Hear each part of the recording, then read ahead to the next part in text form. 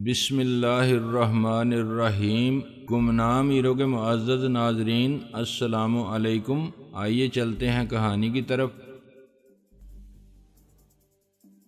باہر کی ایک لائٹ جلی اور خان جی نائٹ گاؤن میں نمودار ہوئے۔ گاڑی ان کی دیکھی ہوئی تھی مگر ڈاکٹر صفدر ان کے لیے اجنبی تھے۔ یہ کس کا گھر ہے؟ ڈاکٹر صفدر نے کہا۔ میں نے کہا یہ کرنل خان ہیں، پہلے SSG میں تھے، جن کو ہم عام طور پر کمانڈوز کہتے ہیں، ملٹری انٹیلیجنس سروس سے ریٹائر۔ اور سر یہ ڈاکٹر صفدر علی شاہ FRCS۔ میں جانتا ہوں۔ خان جی نے ان سے ہاتھ ملایا۔ میں نے کہا کرنل خان آج بھی اتنے ہی ایکٹیو اور خطرناک ہیں جتنے ایکٹیو سروس کے زمانے میں تھے۔ آپ کے والد ہیں؟ ڈاکٹر صفدر نے پوچھا۔ جی، بلکہ اس سے بھی بڑھ کر انہی کی تعلیم و تربیت نے مجھے اس قابل بنایا۔ میں نے کہا۔ خان جی نے کہا کسی قابل ہو جاتے تو یہ بات اتنی غلط نہ ہوتی۔ خیر آپ آئیں، اندر آئیں۔ ڈاکٹر صفدر نے اپنا بریف کے صوفے پر اپنے پاس رکھ لیا اور تھکے ہوئے انداز میں صوفے پر نیم دراز ہو گیا۔ کیا میں اپنے گھر ایک فون کر سکتا ہوں؟ میں نے اسے اپنا موبائل فون پیش کیا۔ ایک نہیں، آپ 10 جگہ فون کریں۔ اس وقت آپ کی یہی خاطر تواضع کی جا سکتی ہے۔ میں چائے بنا کے لاتا ہوں یا آپ کافی کو ترجیح دیں گے؟ خان جی نے اٹھتے ہوئے کہا۔ ڈاکٹر صفدر نے کہا آپ کو زحمت ہوگی سر، لیکن مل جائے تو کافی، مجھے اس کی اشد ضرورت محسوس ہو رہی ہے۔ خان جی کے جاتے ہی اس نے گھر کا نمبر ملایا۔ اس کی بیوی بچے شاید پریشانی میں جاگ رہے تھے۔ ڈاکٹر صفدر نے انہیں تسلی دی اور کہا کہ وہ اطمینان سے سو جائیں۔ مجھے کچھ کام پڑ گیا ہے ایسا کہ میں صبح سے پہلے گھر نہیں آ سکتا۔ آف کورس صبح میں ناشتہ تم لوگوں کے ساتھ ہی کروں گا۔ تم جانتی ہو یہ ایسا ہی پیشہ ہے۔ بعض اوقات قانونی مسائل بھی پیدا ہو جاتے ہیں، لیکن فکر کی کوئی بات نہیں۔ بیبی سے کہہ دینا کہ اچھا جاگ رہی ہے، وہ بھی فون دو اسے۔ ہاں سویٹی، میں نے کہا نا کہ کوئی پرابلم نہیں، فارگیٹ اباؤٹ دیٹ۔ خوش ہو جاؤ کہ کل تمہاری فرمائش پوری ہو جائے گی۔ ہاں بالکل وہی جو تم نے پسند کی تھی، شام تک۔ Okay honey, bye. اس نے فون مجھے واپس کر دیا۔ مجھے امید ہے کہ تم اپنے وعدے پر قائم رہو گے۔ میں نے حیرانی سے کہا قائم نہ رہنے کی وجہ؟ دراصل پوسٹ مارٹم رپورٹ تو مل گئی تمہیں، تم نے اخبارات کو بھی دے دی۔ اب تم نہ چاہو تو میں زبردستی تم سے کیا لے سکتا ہوں؟ تم کورٹ میں کہہ سکتے ہو کہ رپورٹ مجھ سے گن پوائنٹ پر لکھوائی گئی تھی۔ میں نے کہا حقیقت اس کے برعکس ہے۔ اس نے نفی میں سر ہلایا۔ یہ سب کچھ دیکھنے کے بعد مجھ میں اتنی ہمت نہیں ہے کہ تم جیسے شخص سے اعلانیہ دشمنی مول لوں۔ میں ایک شریف بلکہ بزدل آدمی ہوں، بلکہ کتابی کیڑا تھا۔ ڈاکٹر بنا تو اس پیشے کے تقاضوں میں الجھ گیا۔ کام کام، دن رات کام، کیونکہ کام کرنے سے پیسہ آتا ہے۔ میں نے کہا آف کورس، بلا معاوضہ دنیا میں کوئی کچھ نہیں کرتا۔ 2-4 کو چھوڑ کے خدمت خلق کرنے والے بھی کمائی کر رہے ہیں۔ دن رات کے عبادت گزار بھی ثواب کماتے ہیں۔ میں عام آدمی ہوں جو اسی دنیا میں رہ کے وہی کرنے پر مجبور ہو جو دنیا کر رہی ہے۔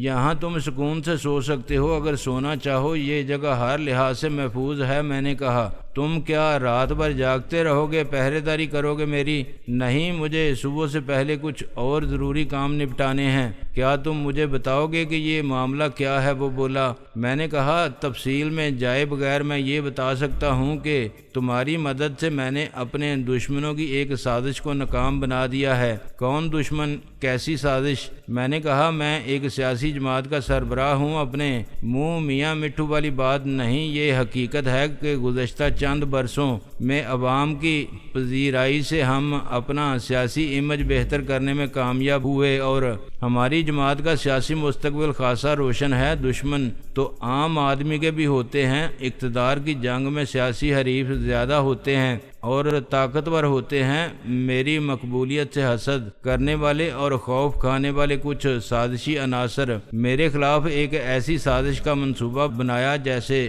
میں احمقانہ ہی کہہ سکتا ہوں۔ میں غیر ملکی دورے پر تھا، لندن سے ٹوکیو، پھر ہانگ کانگ اور سنگاپور۔ مجھے واپس آنے میں تقریباً 15 دن لگ گئے۔ یہ کوئی غیر معمولی بات نہیں تھی۔ اس سے پہلے بھی میں کئی بار 2 مہینے باہر گزار چکا تھا اور میری غیر موجودگی میں کوئی گڑبڑ نہیں ہوئی تھی۔ میرا کاروبار چلانے والے اپنا کام کرتے رہے، پارٹی کے عہدے دار اور کارکن میری ہدایت کے مطابق چلتے رہے، میرا سب سے رابطہ تھا۔ اس بار ایک عجیب بات ہوئی، میرے کچھ بدخواہوں نے نہ جانے کہاں سے میری ایک ہم شکل تلاش کر لیا۔ آپ ڈاکٹر ہیں، آپ کے علم میں سینکڑوں واقعات ہوں گے۔ ٹوینز، ایک ساتھ پیدا ہونے والے دو بچے اس حد تک مشابہ ہوتے ہیں کہ خود ماں باپ کو ان کی شناخت کے لیے کوئی طریقہ اختیار کرنا پڑتا ہے۔ میرا کوئی جڑواں بھائی نہیں تھا، بلکہ سرے سے نہ میرا بھائی تھا کوئی اور نہ بہن تھی، لیکن کمال کی بات یہ ہے کہ میرا جو ہم شکل ملا وہ بالکل میری کاربن کاپی تھا، ایسا کہ میرے ساتھ ہوتا تو کوئی بھی نہ مانتا کہ وہ میرا جڑواں بھائی نہیں ہے۔ ناک نقشہ، قد و قامت، آواز اور انداز، وہ 100% میرا ڈپلیکیٹ تھا۔ مجھے نہیں معلوم کہ اسے میرا رول کرنے کا معاوضہ کیا دیا گیا اور وہ کون تھا، لیکن اس میں کوئی شک نہیں کہ میرے ساتھی، میرے دوست، یہاں تک کہ میرے اپنے گھر والے اور میری بیوی سب اس جعل ساز کو پہچاننے میں ناکام رہے۔ یہ بڑی عجیب بات ہے، ڈاکٹر صفدر بڑبڑایا۔ بیوی بھی؟ ہاں، وہ میرے بیڈ روم میں پہنچ گیا، لیکن میں مسکرایا۔ اس نے اتنی شرافت برتی کہ عملاً میری بیوی کا شوہر نہیں بنا، یہ میں جانتا ہوں۔ اس لیے بتا رہا ہوں کہ میرا ڈپلیکیٹ سامنے لانے والوں کے ذہن میں ایک بھیانک منصوبہ تھا۔ انہوں نے اسے میرے ایک پرانے ساتھی عمر دراز کے پاس بھیجا۔ عمر دراز میرا دوست اور قابل اعتماد مشیر تھا۔ کچھ غلط فہمیوں کے باعث جو پیدا کی گئی تھیں، مفاد پرست اور موقع شناس قسم کے عیار لوگ اس کے گرد جمع ہو گئے اور انہوں نے اسے پارٹی کا الگ گروپ بنانے پر مجبور کر دیا۔ سازشی لوگوں نے ذیلی شاہ عالم کے ذریعے عمر دراز کو قتل کرا دیا۔ اسے بھیجا کہ عمر دراز مصالحت چاہتا ہے، اور ملاقات کے دوران میں نہ جانے کس نے عمر دراز کی چائے میں زہر ڈال دیا۔ الزام شاہ عالم پر آیا۔ نقلی شاہ عالم بڑی مشکل سے بلکہ خوش قسمتی سے جان بچا کے نکلنے میں کامیاب ہو گیا، ورنہ پروگرام یہی تھا کہ عمر دراز کے مرتے ہی اسے بھی مار دیا جائے۔ میں اس زمانے میں ہانگ کانگ میں تھا اور وہاں میری موجودگی کے ایک نہیں درجنوں گواہ تھے۔ اس کے باوجود مجھے قاتل قرار دے دیا گیا۔ جب مجھے ہانگ کانگ میں اس اشتعال انگیزی کا پتہ چلا تو میں نے وضاحت کی، مگر کہا یہ گیا کہ شاہ عالم جھوٹ، مکاری اور چالاکی سے کام لے رہا ہے۔ وہ ہانگ کانگ سے آیا، اس نے عمر دراز کو قتل کیا اور واپس ہانگ کانگ پہنچ گیا۔ چونکہ نقلی شاہ عالم 100% میرا ہم شکل تھا، اس لیے چشمدید گواہ بھی بہت تھے۔ یہاں جو شخص نقلی شاہ عالم بنا تھا، اس سے کسی نے کچھ نہیں پوچھا۔ میں نے کہا وہ جان بچا کے رپوش ہو گیا۔ یہ سب اخبارات میں آ چکا ہے۔ میں اخبار میں سیاسی خبریں نہیں پڑھتا۔ میں نے اور میرے ساتھیوں نے صورتحال کی وضاحت کرنے کی بہت کوششیں کیں، مگر مخالفین نے عمر دراز کے قتل کو بہانہ بنا کے ہنگامے شروع کر دیے۔ پھر اس کی قبر کی بے حرمتی کی گئی، اس کے گھر کو آگ لگا دی گئی اور اس کا ذمہ دار میری پارٹی کے لوگوں کو ٹھہرایا گیا۔ آپ باہر بیٹھے رہے مزے سے اور سب دیکھتے رہے۔ وہ طنز سے بولا، نہیں، میں فوراً واپس آ گیا، مگر مجھے آنے میں 2-4 دن لگ گئے۔ میں سنگاپور کے راستے کراچی پہنچا۔ ایئرپورٹ پر سب کے سامنے جہاز سے اترا۔ مجھے میری بیوی نے اور پارٹی کے عہدے داروں نے ریسیو کیا۔ میں نے ایک پریس کانفرنس کی اور ٹرین سے لاہور کے لیے روانہ ہوا۔ ٹرین سے کیوں، جہاز سے کیوں نہیں؟ مجھے اطلاع ملی تھی کہ جہاز کریش ہو جائے گا، اس میں بم رکھا جا سکتا ہے۔ میں نے احتیاط بہتر سمجھی۔ لاہور پہنچتے ہی ریلوے اسٹیشن پر مجھے قتل کرنے کی کوشش کی گئی۔ ایک شخص نے مجھے نشانہ بنا کے فائر کیا، مگر گولی لگی میرے نائب صدر کو اور وہ معمولی زخمی ہوا۔ افشائے راز سے بچنے کے لیے ناکام قاتلانہ حملہ کرنے والے کرائے کے قاتل کو وہیں مار دیا گیا۔ میرے استقبال کے لیے آنے والے ہجوم میں میرے مخالفین اور دشمن بھی شامل ہو گئے۔ ایک شخص نے مجھے ہجوم سے بچایا اور خفیہ راستے سے باہر نکلنے میں مدد دی۔ میں طے شدہ عام راستے سے جاتا تو یقیناً کوئی اور بات ہو جاتی۔ اس ہمدرد نے مجھے اپنی گاڑی میں ایک محفوظ مقام پر پہنچا دیا جو شاید اس کا گھر تھا، مگر وہاں اور کوئی نہیں تھا۔ اس نے مجھ سے کہا کہ جب تک حالات ٹھیک نہیں ہو جاتے میرا رپوش رہنا ہی بہتر ہے۔ اب اسے آپ میری بدقسمتی کہیں یا کچھ اور، ممکن ہے یہ بھی سازش کا حصہ ہو۔ ادھر میں ٹرین سے لاہور پہنچا، ادھر نقلی شاہ عالم لوگوں کی نظر میں آ گیا۔ وہ اتنا عرصہ رپوش تھا، اسے عمر دراز کا قاتل سمجھنے والوں نے پکڑ لیا اور مارنا شروع کر دیا۔ وہ وہیں ہلاک ہو گیا۔ بعد میں پولیس آئی اور اس کی لاش اس کے گھر پہنچا دی گئی، یعنی آپ کے گھر۔ بالکل ٹھیک سمجھے آپ، یہ سمجھتے ہوئے کہ وہ شاہ عالم ہے۔ میری بیوی صدمے سے بے ہوش ہو گئی اور ابھی تک بے ہوش ہے، تقریباً کوما جیسی کنڈیشن میں ہے۔ پارٹی کے لوگوں نے بھی مان لیا کہ وہ شاہ عالم ہے اور اسے پوری عزت و احترام کے ساتھ وہاں دفنا دیا گیا جہاں آپ نے اسے دوبارہ نکلوا کے دیکھا تھا۔ وہ واقعی آپ کا ہم شکل تھا، لیکن وہ شاہ عالم نہیں تھا۔ کوئی نہیں جانتا کہ وہ کون تھا۔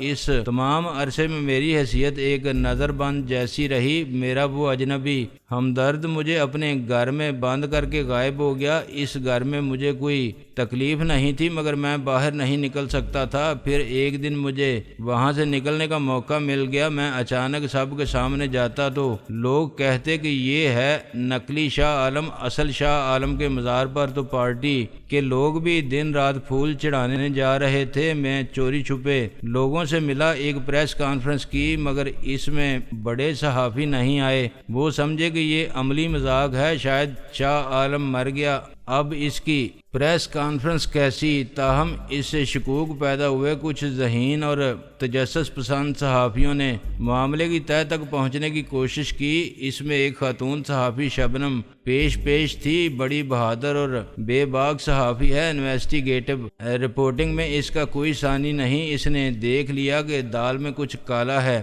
اسی نے دوبارہ پوسٹ مارٹم کرانے کا مسئلہ اٹھایا۔ اب آپ غور فرمائیے کہ ان سب حالات میں آپ کی رپورٹ بھی سامنے آ جاتی اور اس میں یہ ہوتا کہ مرنے والا ہی اصل شاہ عالم تھا، تو میرا کیا بنتا؟ میں کیسے ثابت کرتا کہ میں زندہ ہوں؟ ایک طویل خاموشی کے بعد ڈاکٹر صفدر نے کہا، mister Shah Alam, please don't mind. دوبارہ پوسٹ مارٹم کرنے سے پہلے مجھے یہ سب کچھ معلوم تھا، لیکن میں اس وقت آپ کی زبانی آپ کا موقف یعنی ویژن سننا چاہتا تھا۔ میں نے کہا، اب آپ پر سب کچھ کلیئر ہو گیا؟ نہیں، میں اب بھی کنفیوژن میں ہوں۔ وہ بولا۔ خان جی خاموشی سے اندر آئے اور کافی کے 2 مگ رکھ کے چلے گئے۔ انہوں نے وہاں بیٹھ کے گفتگو میں شریک ہونے کی کوشش نہیں کی۔ میرا خیال ہے دروازے کی اوٹ سے انہوں نے ہماری باتیں سن کے یہ فیصلہ کیا تھا کہ انہیں ہمارے پاس نہیں ٹھہرنا چاہیے۔ جب تک یہ کافی ختم ہوتی ہے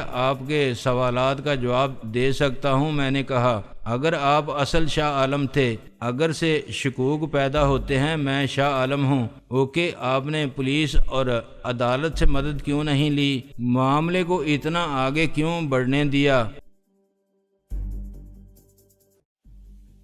میں نے کہا، پہلے چند دن تو میں اس بیوقوف ہمدرد کی قید میں تھا جسے وہ حفاظتی تحویل کہتا تھا۔ پھر میں نے صلاح مشورے میں چند دن گزار دیے۔ میں پارٹی کے سینئر عہدیداروں سے ملا اور صورتحال کو سمجھا۔ میں نے دوستوں اور ہمدردوں سے مل کے ایک لائحہ عمل طے کیا۔ یہ اسٹریٹجی کامیاب رہی۔ اب سارے کارڈ میرے ہاتھ میں ہیں۔ آپ کی پوسٹ مارٹم رپورٹ صبح عدالت کے سامنے پیش کی جائے گی۔ اس کے ساتھ ہی میں بھی عدالت میں حاضر ہو کے اپنا بیان ریکارڈ کراؤں گا۔ اس کے بعد پارٹی ہیڈ کوارٹر میں پریس کانفرنس ہوگی اور ساری بات کلیئر ہو جائے گی۔ یہ ڈرامہ اپنے منطقی انجام کو پہنچے گا۔ مسٹر شاہ عالم، ایک ڈاکٹر کے لیے سیاست کے الٹ پھیر کو سمجھنا مشکل ہوتا ہے۔ معلوم نہیں آپ نے اپنی شناخت کا ڈائریکٹ طریقہ کیوں اختیار نہیں کیا؟ آپ کی جگہ میں ہوتا تو کہتا کہ یہ کیا بکواس ہے، میں شاہ عالم ہوں، میرے سامنے لاؤ اس الو کے پٹھے کو جو شاہ عالم ہونے کا دعویٰ کرتا ہے۔ میں نے ہنس کے کہا، ڈاکٹر صاحب آپ بول رہے ہیں کہ اس الو کے پٹھے کو میرے سامنے آنے کا موقع ہی کہاں ملا؟ آخر کیسے سامنے آتا وہ؟ ادھر میں لاہور پہنچا، ادھر اسے لوگوں نے مار دیا اور شاہ عالم سمجھ کے اس کا مزار بنا دیا۔ اس وقت میں سامنے آتا تو مارا جاتا۔ ایک تو میں مجبور تھا، دوسرے یہی مناسب تھا کہ میں جذبات کے طوفان کو گزر جانے دوں۔ سچ 2 دن بعد بھی سچ ثابت کیا جا سکتا ہے اور 10 دن بعد بھی اب میں محفوظ ہوں اور ان سب کی ایسی تیسی کر دوں گا جنہوں نے میری غیر حاضری سے فائدہ اٹھاتے ہوئے یہ ذلیل اور احمقانہ حرکت کی۔ پتہ نہیں ان کے کون بیوقوف مشیر تھے، ایسے ہی مشیر تو مرواتے ہیں۔ خیر اب میں کچھ دیر کے لیے اجازت چاہتا ہوں، میں آؤں گا صبح ہونے سے پہلے، آپ آرام کریں، میں تمہاری واپسی کا انتظار کروں گا۔ اس نے مختصراً کہا۔ جیسی آپ کی مرضی، میں نے کہا اور میز پر رکھی ہوئی گاڑی کی چابیاں اٹھا لیں۔ ڈاکٹر صفدر نے اکیلے رہ جانے کے بعد یقیناً عجیب سا محسوس کیا ہوگا۔ وہ ڈرائنگ روم میں بیٹھا کافی پینے میں مصروف تھا کہ میں اسے چھوڑ کے روانہ ہو گیا۔ اس نے سمجھ لیا ہوگا کہ یہاں وہ ایک حد تک آزاد ہے، مثلاً وہ صوفے پر لیٹ کے سو سکتا ہے، کمرے میں ٹہل سکتا ہے، کونے میں رکھے ہوئے ٹی وی کو آن کر کے نصف شب کے بعد آنے والی سیٹلائٹ ڈش کے کچھ پروگرام دیکھ سکتا ہے، رسالے اور اخبارات کی ورق گردانی کر سکتا ہے، مگر یہاں سے اپنے گھر نہیں جا سکتا۔ ایسا ممکن ہوتا تو میں اسے یہاں لاتا ہی کیوں؟ گھر کے اندر بظاہر بالکل خاموشی تھی اور ایک بوڑھے ریٹائرڈ کرنل کے سوا کوئی نہیں تھا، مگر میں تعارف کراتے ہوئے واضح کر چکا تھا کہ وہ ابھی تک چوکس اور ہوشیار ہے، اتنا ہی جتنا سروس کے دوران میں تھا۔ ایسے شخص کے سامنے نہ ہونے سے بھی فرق نہیں پڑتا۔ تاہم میرے اندازے کے مطابق خانہ اعظم میرے جاتے ہی نمودار ہوئے تھے اور میری واپسی تک ایک اچھے میزبان کی طرح ڈاکٹر صفدر سے باتیں کرتے رہے تھے۔ ان کی باتوں کا تعلق سیاست سے نہیں تھا۔ گاڑی میں بیٹھنے کے بعد میں نے ڈاکٹر صفدر کے گھر کا نمبر ملایا۔ ریسیور اٹھانے والی اس کی بیوی تھی۔ آپ مسز ڈاکٹر صفدر ہیں؟ جی ہاں، اس نے ڈرتے ڈرتے کہا۔ آپ کون ہیں؟ جو خاتون آپ کے ساتھ آئی ہیں، فون انہیں دیجیے، میں نے کہا۔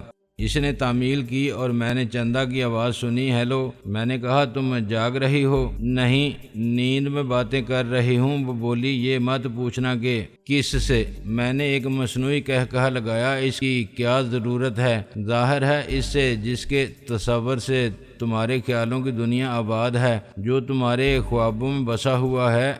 ہیلو چندہ، میں نے دوبارہ فون ملایا۔ کیا بات ہے؟ فون کیوں رکھ دیا تھا؟ ابھی پتہ نہیں کسی نے پاگل خانے سے فون کیا تھا یا کوئی نشے میں تھا، عجیب بہکی باتیں کر رہا تھا۔ وہ بولی، بڑے افسوس کی بات ہے۔ ہاں، ایسے گھٹیا اور کمینے لوگوں کے ہاتھوں میں موبائل فون نظر آنے لگے ہیں کہ افسوس ہوتا ہے، بات کرنے کی تمیز نہیں، پکڑ لیا فون۔ میں نے کہا، تمہیں کیسے معلوم ہوا کہ میں موبائل فون پر بات کر رہا ہوں؟ اچھا تو وہ تم تھے، معاف کرنا، میں غصے میں سچ بول گئی۔ خیر سے اس وقت سواری کہاں جا رہی ہے؟